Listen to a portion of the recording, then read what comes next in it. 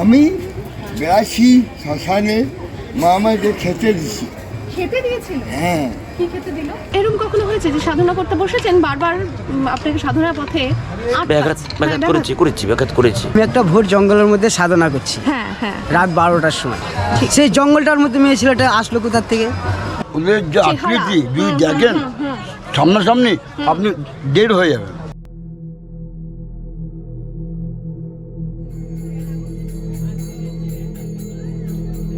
দিনের আলোয় তারাপীঠ মহাশ্মশানের ছবিটা একরকম, অন্তত সন্ধে অবধি তার গতিবিধি আঁচ করা যায় না। বামদেবের সমাধি এবং মায়ের পাদপদ্মের সামনে ভক্তদের এরকম ভিড় নতুন কিছু নয়। একটু তফাতে বেড় দিয়ে দোকানিদের যে পসরা, তাও সারা বছরই থাকে। ইদানিং আবার একদল কীর্তনিয়া ঘাঁটি গেড়েছে।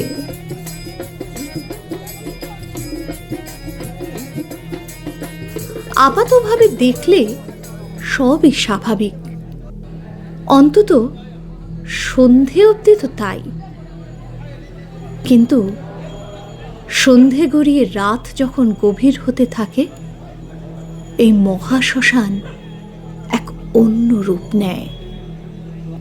কোথাও ঘুটঘুটে অন্ধকার, কোথাও টিমটিমে আলো। আগুনের সামনে তান্ত্রিকদের হুঙ্কার, বগলামুখী, ছিন্নমস্তা, ধূমাবতী কিংবা কর্ণপিশাচিনী আহ্বান চলছে। প্রায় 40 বছর হয়ে যাবে। 40 বছর? আচ্ছা, 40 বছর সাধনা করছেন, আর তারাপীঠ মহাশ্মশান তো সাধারণ ব্যাপার নয়। হ্যাঁ, তো হ্যাঁ, ভীষণ টাফ। তো এমন কখনো হয়নি যে রাত্রিবেলা সাধনা করতে করতে কেউ আপনাকে সেই সাধনায় বাধা দিল? হ্যাঁ, দিয়েছে। শুনি না, সেই অনেকে আছে, এই আশেপাশে অনেক ভূত পেতনি আছে, তারা আপনাকে তো বাধা দেবে। আপনি যত এগোবেন তত তারা আপনাকে বাধা দেবে। তোকে যেতে হবে না, তুই পিছনে থাক, না আমাকে এগোতে হবে। না, সেটা কিভাবে হলো? মানে ভূত পেতনি এলো আর মানে এরম তো নয়, এটা আমাদের মতো মানুষজন হাত ধরে আটকে দিল? না, এসব না, আপনাকে ডিস্টার্ব করবে। মনে করেন আপনি ধ্যানে বসে আছেন, তো পট করে আপনার গায়ে কেউ হাত দিয়ে দিল, আপনি দেখতে কিছু নাই, পরিষ্কার। আচ্ছা, এরকম কতগুলো সিন এখানে আছে, ব্যাপার আছে, তার আমার কাছে, কিন্তু তাদের কোনো ভয় নেই। আচ্ছা, মা বলছে আমি আছি, কোনো ভয় পাবি না, যা কিছু হয়ে যাক। আপনার নাম কি জানতে পারি? নাম জেনে কি হবে, ওই সাধুই, এইটুকুই অনেক, আর কিছু বলার নেই। জয় মা তারা। জয় মা তারা। বলো। বিপদ আপদ তো আমাদেরকে নিয়ে রুখতে হয় মা।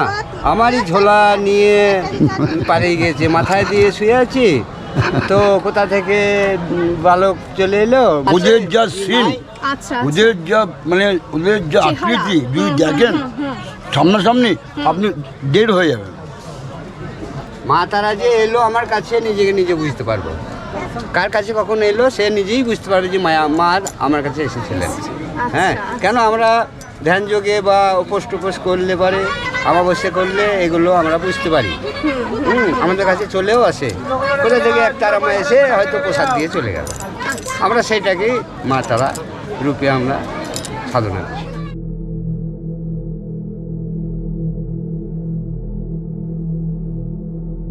বলছি, এই মহাশ্মশানেই আপনি সবসময় থাকছেন?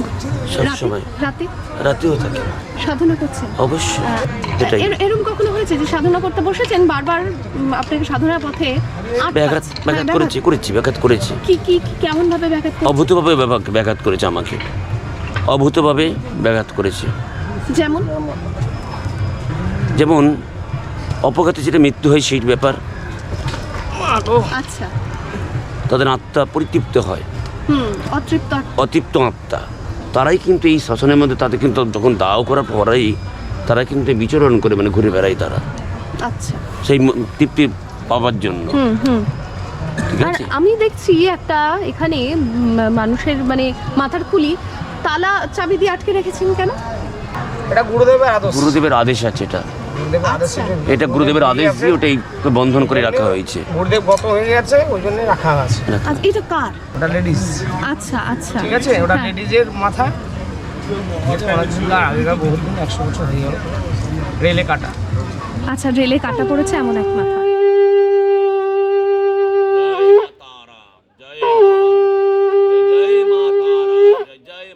আচ্ছা বলছি আপনি তো এখন খুব হাসি খুশি হেসে বলছেন। हाँ मैं तो सबसे मस्ती थी मैं भोले भाले थी আচ্ছা don't mind no tension no problem is my god সকলকে অভিনন্দন। আর বলছি এই যে সাধনা করার সময় আপনার চোখে ধরা দিয়েছে মা বা অবশ্যই কিভাবে শুনি আমি বেশি শ্মশানে মা আমাকে খেতে দিছি। খেতে দিয়েছিল? হ্যাঁ কি খেতে দিল? কি আরো লুচি পুরি দারু সব খেলেন? না মা খেতে দিল, খেলেন না? আমি অল্প অল্প বসা নিলাম ভক্ত দিকে দিলাম। আচ্ছা কোন শ্মশান এটা? এইটা এখানে চিতার। চিতায়? হ্যাঁ আচ্ছা এই চিতায় আপনাকে মায়ের সাথে মায়ের পোশাক কি ছিল মনে পড়ে? অনেক কিছু ছিল লুচি না না বলছি মা কি বেশি এসেছিল আপনার কাছে? মানে শাড়ি পরে মেয়ে মা মা করে বুঝলেন যে মানে আমি সেটাই জানতে চাই। আমি জানতে পারিনি শুনতে পারিনি তাহলে কি মা বাবা।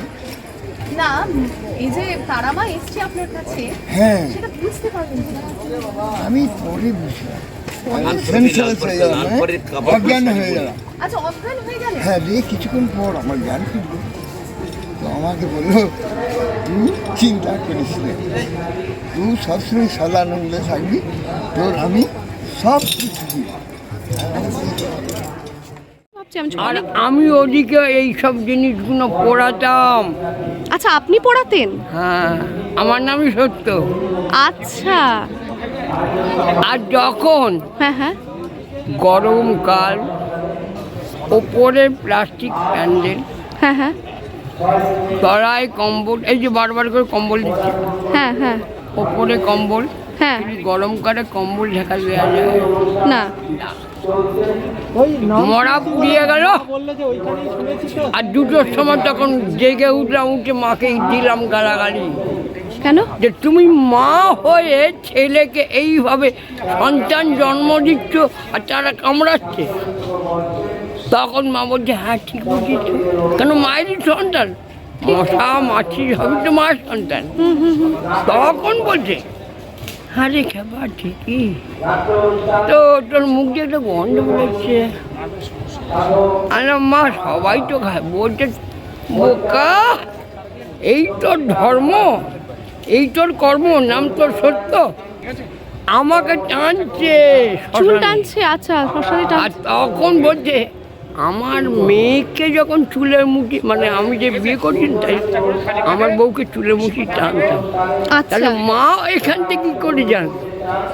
আচ্ছা তখন বললাম যে মা আমি খাবো না, কান্দাচ্ছি। তো গাঁজা তো সবাই বলে না, গাঁজা খায় রাজা, ভিক্ষে করে খাবি, খাওয়া দাওয়ার জিনিস, দুধ করে পাবি। আর গরু হচ্ছে সর্বদেবতার দেবতা, তার দুধ খেতে গেলে পরে তোর এখন অনেক দেরি। তুই যখন ধর্মে আছিস সব বাদ দে। তখন আমি বলছি যে মা আমার পা ধরে বলছি আমি বিড়ি খাবো, চা খাবো, খাবার জিনিস সব খাবো, আর যদি তুমি না মানো তাহলে এখনই মারো। তখন মা হাত দিয়ে বলছে না রে সত্য, আবার সত্য যুগ আসবে, সেই যুগ আসবে। আইনের লোক আমি সুপ্রিম কোর্টের লোক, আমি অন্যায়কে প্রশ্রয় দিই না।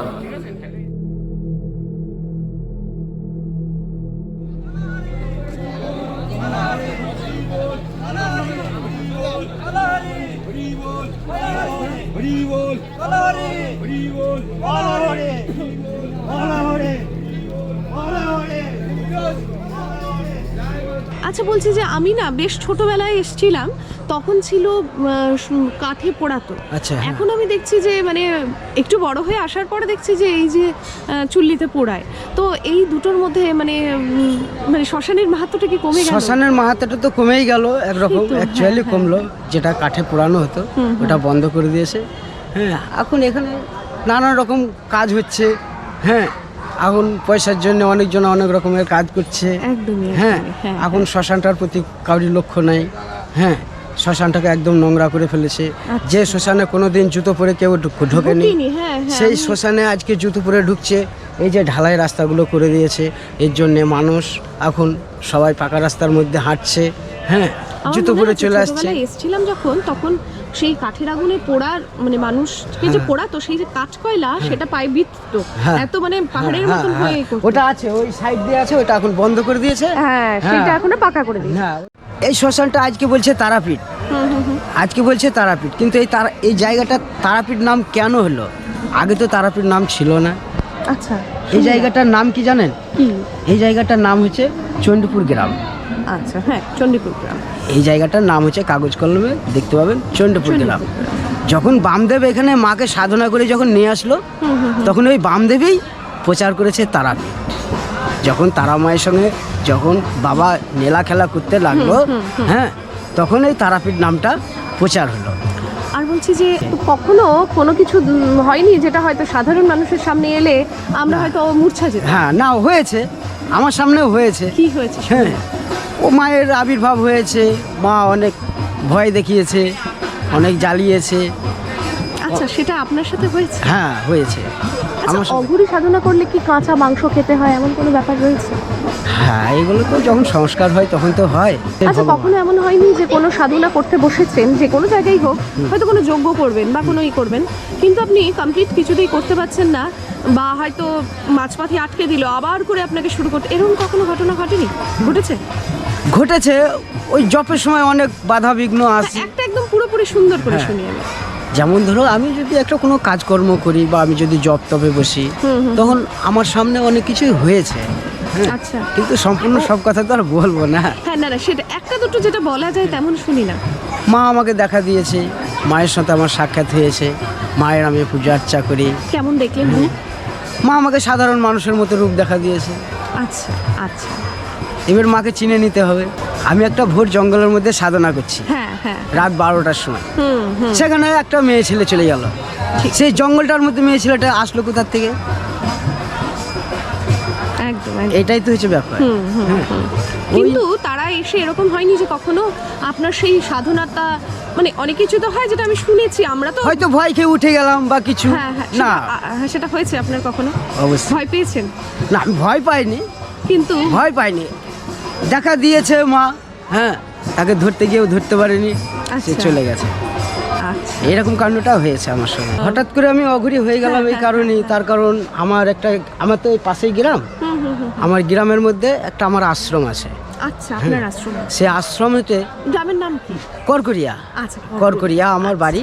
হ্যাঁ, আর সেই গ্রামের মধ্যে আমার একটা জায়গা আছে, সেই জায়গাটা হচ্ছে জয়মা ফুল্লরা। আচ্ছা, ওখানে ফুলরিমা আছে এবং বাবা ধর্মরাজ আছেন। আচ্ছা, এবং আমার বাপ ঠাকুরদাদারা সেইখানে কেউ কোনোদিন গাছপালা কেটে কেউ কোনোদিন পরিষ্কার করতে পারেনি। আচ্ছা, জায়গাটার প্রতি ভয় ছিল গোটা গ্রামের লোকের। আচ্ছা, সেই জায়গাটা বাবা আমাকে স্বপ্নাদেশে বাবা আমাকে জায়গাটা পরিষ্কার করিয়েছে আচ্ছা। এবং মায়ের মূর্তি করে মায়ের পুজো আর্চা করি। আর আমার গোটা গ্রামের লোক সবাই ওই জায়গাটাকে জানে বা সবাই চেনে, ওই জায়গাটার প্রতি ভয় করে সবাই। আচ্ছা। হ্যাঁ, আর আমি সেইখানেতে থাকি। আমার তো মানে ইচ্ছে রইলো কোনো একদিন আপনার সেই জায়গায় গিয়ে আমি দেখব। অবশ্যই, এখন গেলে এখনই নিয়ে যেতে পারবো। করকরিয়া গ্রাম যাবেন এখন? আবার পুনরায় যখন আসবেন তখন নিয়ে একদম, যাবো। আমি আপনার ফোন নাম্বার নিয়ে যাবো নেক্সট টাইম আমার তো যখন ফোন আসবো। নেই। ফোন নেই? আমি তো আচ্ছা, সাধু মানুষ, আচ্ছা, আমি আচ্ছা। ফোন কি করবো? আজকালকার সাধুদের দিকে ফোন থাকে, ফেসবুক থাকে। ফোন থাকলেই তো মিথ্যা কথা বলতে হবে। খুব ভালো লাগলো কথা বলে। জয় তারা। জয় মাতারা, জয় মাতারা। আদেশ, আদেশ। হর আর হরি যেমন পাশাপাশি থাকে, মানে দু রকমের শক্তি পাশাপাশি থাকে। এই অঘরি সাধুর সাথে কথা বলতে বলতে নিশ্চয়ই হরির সাধনা করেন, তিলক দেখে মনে হলো আরও একজনের সাক্ষাৎ পেলাম আমরা। আপনার কি নাম? আমার নাম গৌরসুন্দর দাস। আচ্ছা, তো আপনি বলছেন এখানেরই বাসিন্দা, এবং হুট করে কিন্তু উনি কিছু বলতে চাইলেন বা আবেগপ্রবণ হয়ে গেলেন, আমি একটু শুনতে চাই আপনার। কি বলবো, আমার কান্না পাচ্ছে।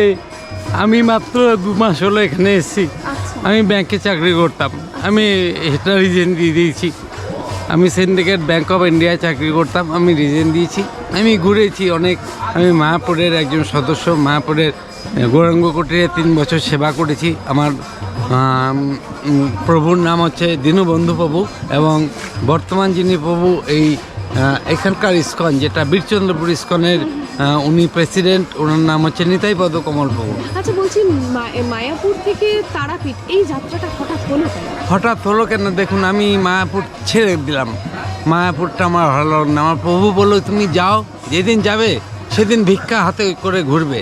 তখন আমি মায়াপুর ছেড়ে আসলাম। ঠাকুরনগরে একটা আশ্রম আছে, হুদা জগন্নাথ মন্দির। হুদা জগন্নাথ মন্দির আমি দীর্ঘদিন পুজো করলাম। হুদা জগন্নাথ মন্দির ছেড়ে পথে বেরোলাম। কি জানি, হয়তো তারা মা, এই তারা মাকে আপনি হয়তো আপনি দেখছেন তারা মা, কিন্তু আমি দেখছি তো আপনিই ছিলেন, আপনি সেখানেই আছেন আর কি। এখন এটা আর কি বললাম। এখন তারা মা আমাকে বললো তুই সাধনায় বস।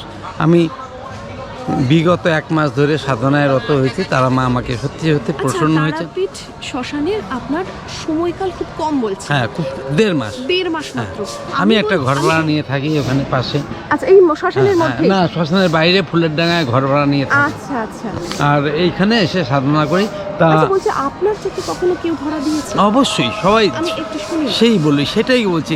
তা আমি সাধনা করতে করতে দেখলাম আমি মা লক্ষ্মীর পূজারী। আমি ছোটোবেলা থেকে মা লক্ষ্মীর খুব ভক্ত। তো মা লক্ষ্মী আমাকে দেখা দিলেন, বললেন বাবা তোমার যেদিন মা মারা গেছিলো সেদিনে আমি তোমাকে আমার ছেলে বলে মা গ্রহণ করেছি। আমি মা লক্ষ্মীর পুত্র। তা মা লক্ষ্মী আমাকে বলছে বাবা তুমি সাধনা করো। আমি সেইভাবে সাধনা করি এবং ইস্কনে আমি যাই, ইস্কনে প্রসাদ গ্রহণ করি। আমি রাধারানীকে আগে প্রথমে মা বলে ডাকতাম, এখন রাধারানী আমার বড় মা। রাধারানীকে আমি নমস্কার করি এবং কালকে ইস্কনে গিয়ে রাধারানীকে প্রণাম করলাম। রাধারানী কালকে দেখা দিল। কালকে বললেন বাবা আমি তোমার সাথে আছি, তুমি যতটুকু পারো নিজে সৎ থাকো, আমি সন্তানের সাথে সবসময় আছি বলে রাধারানী বেরিয়ে গেলেন। আরে একই জায়গায় সাদা এবং কালো দুজনই ভালো। ধন্যবাদ। তবে এ কথা সত্য যে প্রাচীন সময়ের মতো সিদ্ধতান্ত্রিক বা সাধক এখন হাতে গোনা। মানুষ ঠকানো এখন ব্যবসা, কিন্তু সিদ্ধ পুরুষ এখনো আছেন। তারা প্রকাশ্যে আসেন না, তারা সাধনাতেই লিপ্ত থাকেন। তাদের চিনে নিতে হয়। আর এই তন্ত্রমন্ত্রের ভিড়ে মানুষ ভুলে গেছে তারাপীঠ কেন মহাশ্মশান। আসলে এই শ্মশানে মা তারা ঘুরে বেড়ান। বলা হয় সেই সব রাতগুলো যখন শিয়াল আর কুকুর একসঙ্গে কেঁদে ওঠে, ইঙ্গিত পাওয়া যায় মা এখন শ্মশানে বিচরণ করছেন। আজকের এই ভিডিওতে আমরা দেখলাম তারাপীঠ মহাশ্মশানকে ঘিরে এক বিরল চিত্র। ভিডিওটি কেমন লাগলো কমেন্টে জানাতে ভুলবেন না।